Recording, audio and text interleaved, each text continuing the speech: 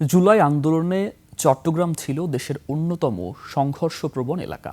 2 বছর পেরিয়ে গেলেও সেই আন্দোলনের প্রভাব এখনো স্পষ্ট জনজীবনে। গণঅভ্যুত্থান চলাকালে হত্যা ও মানবতাবিরোধী অপরাধের একাধিক মামলার তদন্ত প্রায় শেষ পর্যায়ে।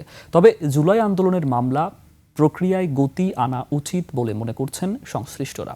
চট্টগ্রাম প্রতিনিধি মোহাম্মদ শাহাদাত হোসেনের তথ্য ভিডিওতে ডেস্ক রিপোর্ট।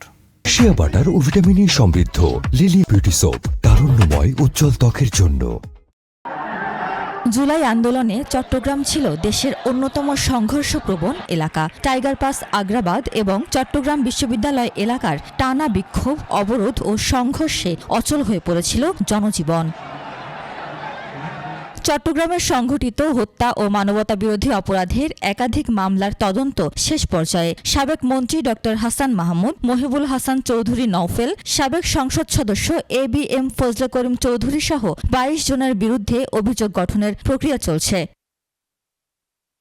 আন্দোলনকারীদের হত্যার দ্রুত বিচার দাবি জুলাই যোদ্ধাদের, আর সরকারের কাছে সহযোগিতা চান আহত ও ক্ষতিগ্রস্তরা। নিজের জীবন তোয়াক্কা না করে রাজপথে নেমেছে, তাদেরকে অন্তত এই 24শে জুলাই মামলা হয়রানিমূলক মিথ্যামূলকগুলো থেকে তাকে মুক্তি দেওয়া হোক। যারা এনসিবি করছে তারা ঠিকই অনেক কিছু বুক করছে। দেখা গেছে আমি একজন প্রথম সারির যোদ্ধা হওয়ার ক্ষেত্রেও আমার তো অনেক রিং আছে, কিন্তু আমরা প্রকৃতভাবে এখন তৈরি ওই রকম টাইপের পাই নাই। আমরা জুলাই যোদ্ধা হিসেবে আমরা চাই আগামী দিনগুলো যারা অংশগ্রহণ করেছে তাদেরকে মূল্যায়ন করো। তবে মামলার দীর্ঘসূত্রতা নিয়ে প্রশ্ন তুলেছেন আইন বিশেষজ্ঞরা। তাদের মতে তদন্ত শেষ হলেও বিচার প্রক্রিয়া আরো দ্রুত এগিয়ে নেওয়া প্রয়োজন। আমরা যতটুকু জেনেছি প্রায় মামলাগুলোই আদালতে চার্জশিট জমা দিয়েছে বা ফাইনাল রিপোর্ট জমা দিয়েছে যতটুকু জানি।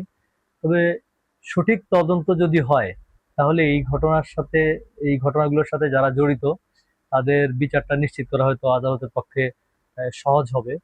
এদিকে পুলিশ বলছে জুলাই আন্দোলন সংশ্লিষ্ট প্রায় 90% মামলার তদন্ত চূড়ান্ত পর্যায়ে রয়েছে। পাশাপাশি ক্ষতিগ্রস্ত পরিবারগুলোকে মামলার অগ্রগতি সম্পর্কে জানানো হচ্ছে। যোদ্ধাদের পরিবারের সদস্যরা ওনারা জানতে চান মামলার অগ্রগতি সম্পর্কে, এটা জানার রাইট ওনাদের আছে।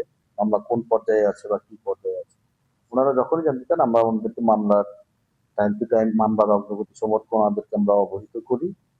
এবং যেটা আমি বলেছি বেশিরভাগ মামলাই আমাদের 90%-এর উপরে আমাদের তদন্তটা শেষ হয়েছে। শুধু আইনি প্রক্রিয়ায় নয়, আন্দোলনের স্মৃতিও সংরক্ষণের উদ্যোগ নেওয়া হয়েছে। চট্টগ্রামের বিভিন্ন দেয়াল ও ফ্লাইওভারের নিচে আঁকা হয়েছে জুলাই আন্দোলনের গ্রাফিতি। শহীদদের আত্মত্যাগ এবং আন্দোলনের চেতনা নতুন প্রজন্মের কাছে তুলে ধরতেই এসব উদ্যোগ। উপমা রায়, ডেস্ক রিপোর্ট, 21শে টেলিভিশন।